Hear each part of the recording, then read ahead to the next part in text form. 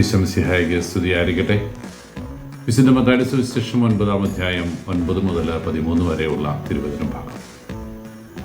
മത്തായി സുവിശേഷകൻ തൻ്റെ ദൈവവിളിയുടെ കഥ നമ്മളെ പറഞ്ഞ് പഠിപ്പിക്കുകയാണ്. ജീസസ് ഓഫ് നാസറത്ത് എന്ന ഇംഗ്ലീഷ് സിനിമയുടെ മലയാള പരിഭാഷ ജീസസ് എന്ന പേരിൽ 1980-കളിൽ നമ്മുടെ മലയാള ചലച്ചിത്ര വേദിയിൽ ഏറെ ശ്രദ്ധേയമായ പ്രകടനം കാഴ്ചവെച്ച സിനിമയാണ്. അതിൽ ഈശോയുടെ മത്തായിയെ വിളിക്കുന്ന രംഗം വളരെ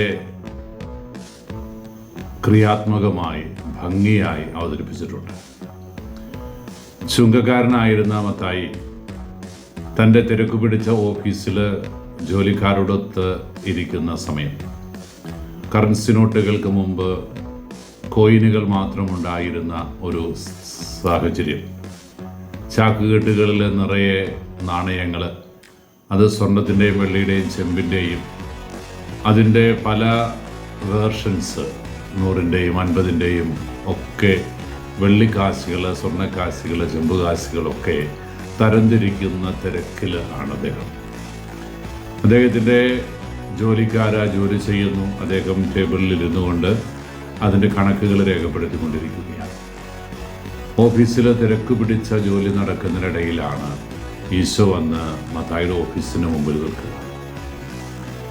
മത്തായി ഒന്ന് കണ്ണുയർത്തി നോക്കിയപ്പോൾ തേജോമയമായ ഈശോയുടെ തിരുസ്വരൂപം ഈശോ മത്തായിയുടെ മുമ്പിൽ നിൽക്കുകയാണ്. അവൻ മത്തായിയെ വിളിച്ചു, മാത്യു, ഫോളോ മീ. ഇടം വലം തിരിഞ്ഞു നോക്കാതെ ഈശോയും ശിഷ്യന്മാരും വഴിയിലൂടെ നടന്നു നീങ്ങുകയാണ്. പിന്നെ കാണുന്നത് തൻ്റെ എല്ലാ നിയന്ത്രണങ്ങളും നഷ്ടപ്പെട്ട, എല്ലാ പിടിവള്ളികളും നഷ്ടപ്പെട്ട ഒരു മത്തായിയുടെ ചിത്രമാണ്. എന്തോ വലിയ ആകർഷണ വലയത്തിൽപ്പെട്ടതുപോലെ ആ മനുഷ്യൻ. ഒരു നിമിഷാർത്ഥം കഴിഞ്ഞ് അവൻ മെല്ലെ അവൻ്റെ മേശയുടെ വലിപ്പ് കൂട്ടി താക്കോല് അടുത്ത് നിൽക്കുന്ന കൂട്ടുകാരൻ്റെ കയ്യിൽ കൊടുത്തു. എന്നിട്ട് നിലാവ് തഴിച്ചുവിട്ട കോഴിയെ പോലെ അവൻ യേശുവിൻ്റെ പിന്നാലെ പോവുകയാണ്. മനോഹരമായ ചിത്രം, മനോഹരമായ ഭാവാവിഷ്കാരം. പ്രിയപ്പെട്ടവരെ, ഈശോയുടെ 12 ശിഷ്യന്മാരിൽ ഏറെ പേരും മുക്കുവരായിരുന്നു നമുക്കറിയാം. അവരിലേറെ പേരും തങ്ങളുടെ പഴയ തൊഴിലുകളിലേക്ക് മടങ്ങിപ്പോകുന്നൊരു നിമിഷമുണ്ട്. ഈശോയുടെ മരണത്തിന് ശേഷം അവിടുത്തെ ഉത്ഥാനത്തെ സ്വീകരിക്കാൻ സാധിക്കാതെ പിടിവള്ളികൾ നഷ്ടപ്പെട്ട ശിഷ്യന്മാർ പഴയ തൊഴിലിലേക്ക് മടങ്ങിപ്പോകുന്നു. പക്ഷേ ഒരിക്കലും തൻ്റെ പഴയ തൊഴിൽ തിരിച്ചെടുക്കാൻ ആഗ്രഹിക്കാതെ വിളിച്ചവനോട് വിശ്വസ്തത പുലർത്തി അവസാന നിമിഷം വരെ നിന്നവൻ മത്തായി. ഈ മത്തായിയാണ് തൻ്റെ വിളിയുടെ കഥ നമ്മളോട് പറയുന്നത്.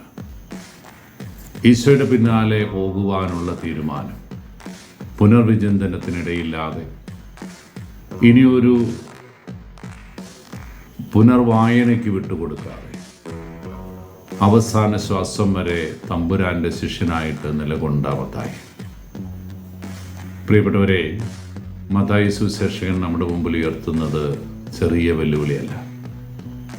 ജീവിതത്തിലെ വിശ്വസ്തയോടെ ദൈവസന്നിധിയിൽ വ്യാപരിക്കാൻ, ദൈവത്തോട് കൂറ് പുലർത്താൻ, വിളിച്ചവൻ വിശ്വസ്തനാണ്, അവൻ ഒരു നാളും എന്നെ കൈവിടില്ല എന്ന ബോധ്യത്തോടെ അവനെ പുൽകുവാനുള്ള അഭിനിവേശം. അത് മത്തായിയുടെ മാത്രം സ്വന്തമാകണ്ട, എനിക്കും നിങ്ങൾക്കും സ്വന്തമാകണം. മാമോദിസ വെള്ളം തലയിൽ വീണതല്ല എൻ്റെയും നിങ്ങളുടെയും ക്രിസ്ത്യാനിയാകാനുള്ള യോഗ്യത. അവൻ്റെ സുവിശേഷം ജീവിക്കുന്നവരാകണം, അവനെ പ്രഘോഷിക്കുന്നവരാകണം. ജനതകളുടെ മധ്യേ യേശുവിന് സാക്ഷികളാകാനുള്ള നിയോഗം ഈശോ നമുക്ക് നൽകുന്നുണ്ട്.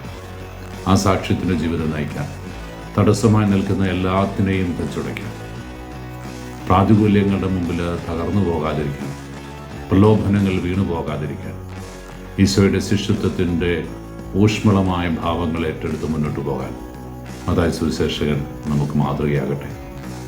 ഈശോ നല്ലൊരു ദിവസം നിങ്ങൾക്ക് എല്ലാവർക്കും നൽകട്ടെ. കർത്താവ് ശംസിഹായുടെ കൃപയും പിതാവായ ദൈവത്തിൻ്റെ സ്നേഹവും പരിശുദ്ധാരൂപിയുടെ സഹവാസവും നാം എല്ലാവരും കൂടി ഉണ്ടായിരിക്കട്ടെ, ഇപ്പോഴും എപ്പോഴും എന്നേക്കും. ആമേൻ.